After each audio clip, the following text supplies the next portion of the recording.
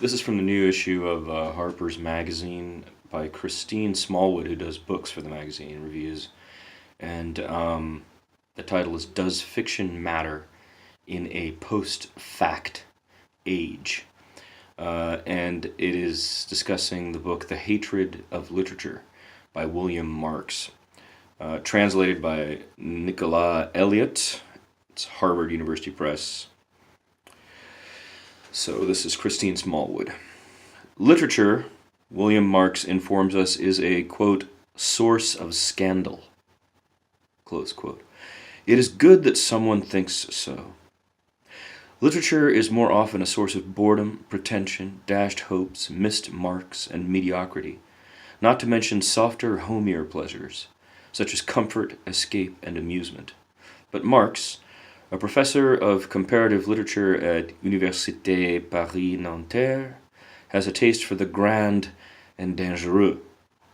Literature is, quote, public enemy number one, the thing we most love to scorn, attack, and belittle, close quote. It is a, quote, punching bag and a, quote, foil for philosophers and moralists. It is, quote, what remains when everything else has been removed. It is, quote, the ultimate illegitimate discourse, close quote. According to The Hatred of Literature, Marx's new book-length essay, translated by Nicolas Elliott, the scandal is not rooted in any particular novel, poem, or play. It is the audacious, outrageous category itself. Littérature qua littérature.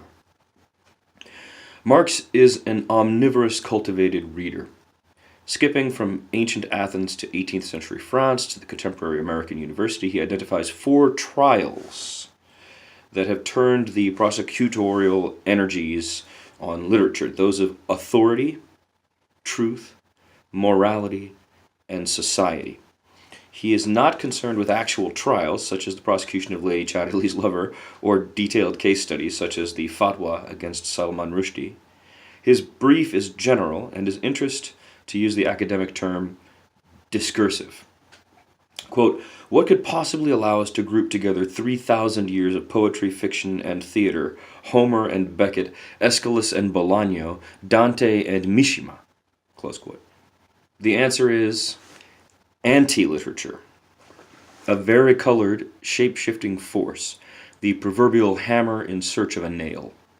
Anti-literature is state grants for STEM programs, pedants who jeer at foppish literati, Philistines who dismiss poetry as politically inutile, your uncle mocking your English major at Thanksgiving, and anyone or anything that doesn't bow down to literature as the holiest grail. A prologue looks back to the hazy past in which the poets channeled the muses and verse was inseparable from ecstatic rite. Quote, it is when literature begins to have problems that it actually begins, Marx writes. The first problem is foundational. Plato's expulsion of the poets from the ideal republic and the elevation of philosophy, the language of reason, to a position of authority. A position held today with a bit of sore winner sneering by science. In the chapter on the trial of truth, we meet C.P. Snow, T.H. Huxley, and Gregory Curry, an English philosopher who wrote an article in the Times Literary Supplement some years ago complaining that novelistic psychology is not the same as clinical psychology. Curry then went on to publish an article in the New York Times that asked why there was no evidence from the lab or from history to support the idea that literature increases human empathy. Personally, I'm in favor of any inquiry that pokes at the pious notion, but Marx is having none of it. He spends 6 pages in a sputtering attack on Curry. Instead of pointing to the unreplicable nature of social science research, or Curry's inattentiveness to literary form, or even arguing over the definition of moral enlightenment, he fixates on the philosopher's mild observation that some Nazis read books. Quote, there may certainly have been well-read Nazis, Marx fumes, but there were far more who were utterly uncultivated, of whom not a word is spoken, close quote. Marx's central idea that we can identify the literary less by what it inherently is than by what opposes it is a true and useful one. But his passion is adolescent, an infatuation that can bear no foul word spoken of the beloved. The trial of morality, as conducted in the 17th century by Tanneguy Lefebvre against his liberal humanist father, accused the poets of drunkenness, debauchery, adultery, and, quote, execrable vices that are in our parts rightly punishable by death, close quote, i.e. homosexuality. Morality led to Girolamo Savonarola's Bonfire of the Vanities, attempts to ban Huckleberry Finn and The Catcher in the Rye, and, quote, trigger warnings, close quote, which Marx describes as, quote, the result of a reductive and castrating vision of literature. Quote, castrating, Smallwood writes, is an unfortunate word choice. It is even more unfortunate for following so closely the mention of an incident at Columbia University involving a classroom discussion of the rape of Persephone. I assume that Marx does not mean to say that literature is a great phallus, spuming classic tales of rape, which would be admired by all for its beauty and vitality if only overtly sensitive female readers would put away their scissors. But I do not know what he means. Worse, he misunderstands what a trigger warning is. Parenthetically, she notes, it is the pedagogical practice of alerting a class that some material might be disturbing, graphic, or violent, not a call for censorship. Nor can I hazard a guess as to why, in his critique of an edition of Huckleberry Finn that replaced the N-word with slave, in quotes, Marx falls back on the falsehood that in Mark Twain's day the epithet would be, quote, relatively neutral in value, close quote. Such find and replace attempts to correct the historical record are harmful as well as moronic, but Marx's argument would be stronger if it were not itself amnesiac. The last chapter, The Trial of Society, dwells on a recent episode from French politics. Nicolas Sarkozy, then a candidate for president, questioned the merit of including a question about Madame de Lafayette's Princesse de Clèves in the civil service exam. Marx's point here is that national identity test rests on shared cultural objects and traditions, although how we are to determine which objects are included is not something he cares to explain. He ends the book by noting that as literature has been expelled from various territories, its mandate has been reduced to pure, toothless style. Literature is the, quote, scrap, what is left over after science, politics, psychology, philosophy, and history have peeled off, taking their claims to morality, truth, and authority with them. That there will always be scrap, and thus always literature, is, he writes, quote, cold comfort, close quote. Marx castigates the voices of anti-literature for proposing in secret another form of literature, one that is cleaner or simpler, rougher or more essential. It's a gotcha point, unmasking anti-literature advocates such as St. Paul as clever wordsmiths themselves. But I see something more bittersweet and disillusioned in anti-literature discourse. The fantasy that it might be possible to clear away the brush and see the world for what it is. Anti-literature is less a desire to be free of literature than a desire to be free of language, with all its miscommunications and failures. Quote, to attack poets is to want to murder the ancient teachers of humanity, close quote, Marx says. There are societies, he admits, in which anti-literary discourse does not flourish, but such societies are those where, quote, literature is considered pure entertainment, a game with no stakes, close quote. I take it this is distinct from, quote, pure, toothless style, just as aesthetes are distinct from gamers, or in which literature is a handmaiden to authority. Hatred is a sign of interest and passion.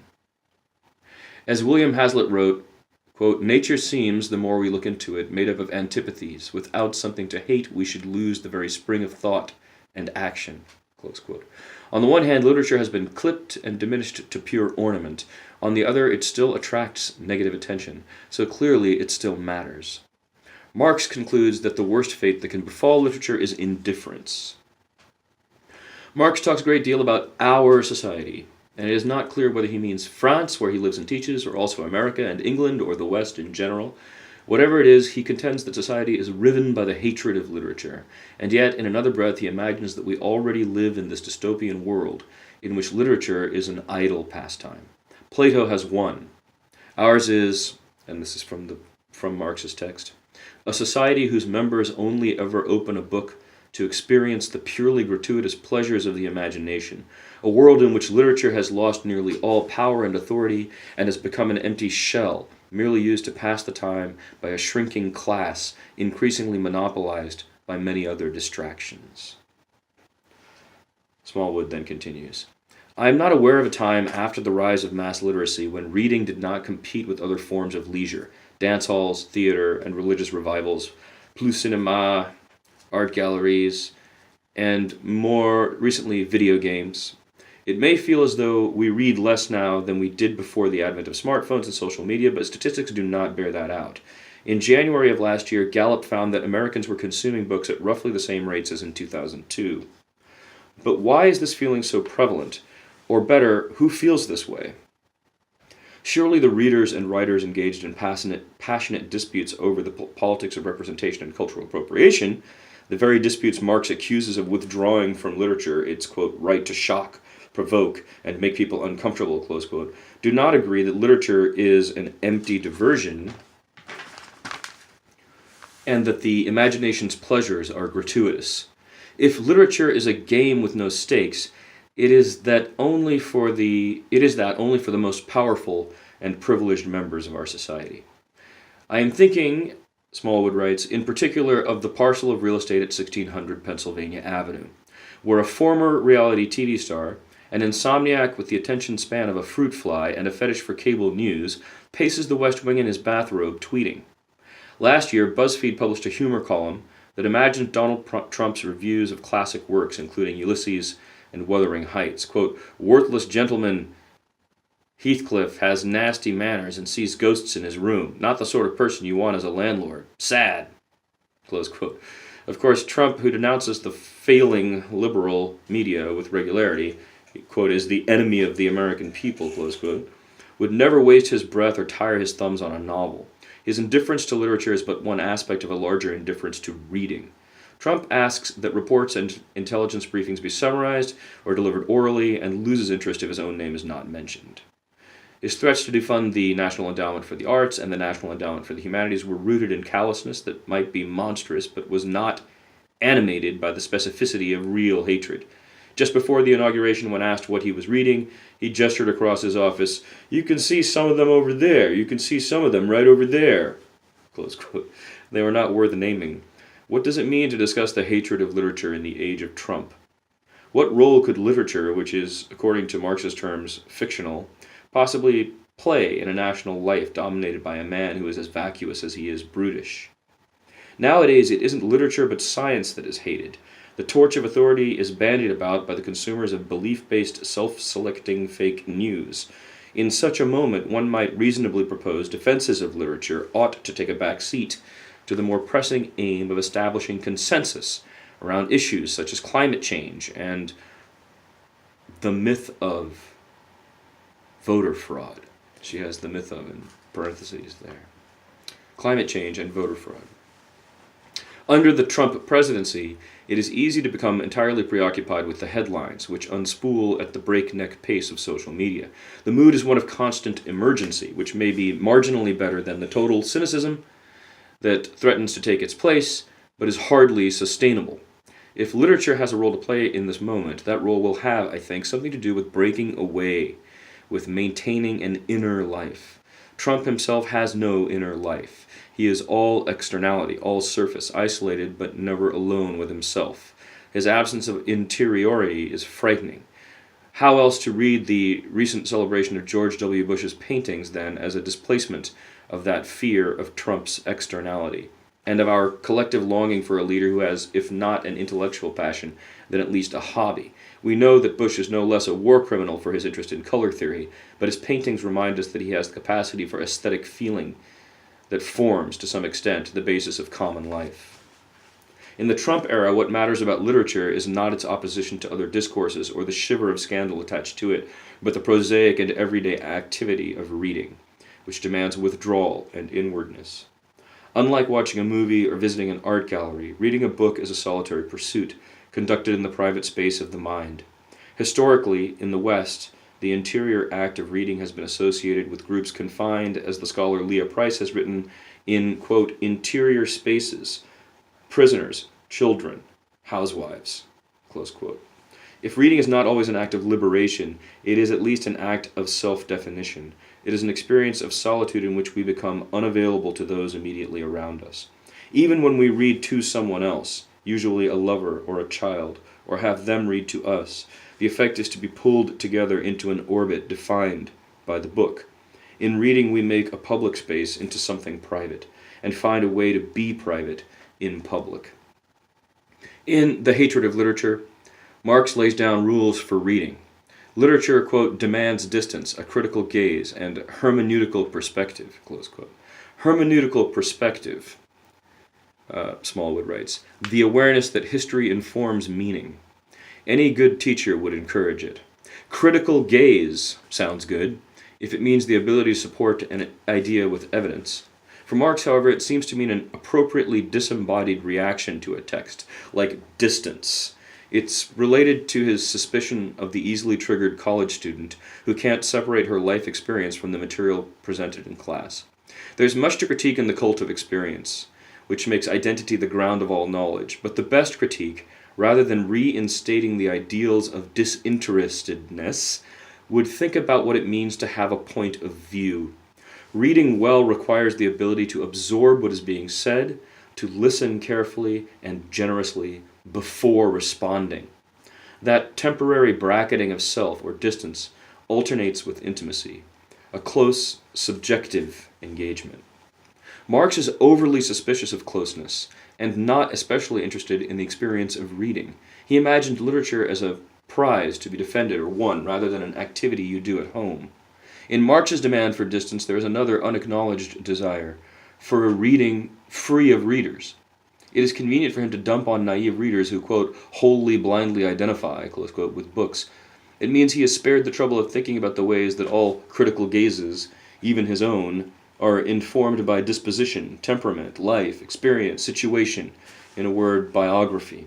We read with our whole selves. Reading helps us discover who we are. We are always in the way, influencing and interpreting as we go. Our consciousness is secret. We have to ask other people, what are you thinking? Just as we ask them, when the cover is bent back, what are you reading? But it is never really alone. Our consciousness, she means. It's a busy interchange of memory, imagination, experience, and text. What's more, we are never just reading. We are always reading in a specific place and time, in a certain chair, at the window or in the basement, hot or cold, sleepy or wide awake, alone or in a crowded room. In an essay on Ruskin, Proust writes that when we look back on our favorite childhood days of reading, what we remember is all the interruptions that kept us from the book. The family that was calling us to dinner, for example, the very dinner that was ruined because we spent the whole meal wishing we were still reading. But now the memory of the reading is riddled with all its interruptions, and we look back on them fondly as part of the same event. Maybe that also describes what it's like to watch movies or television shows. I don't think it describes what it's like to use a phone.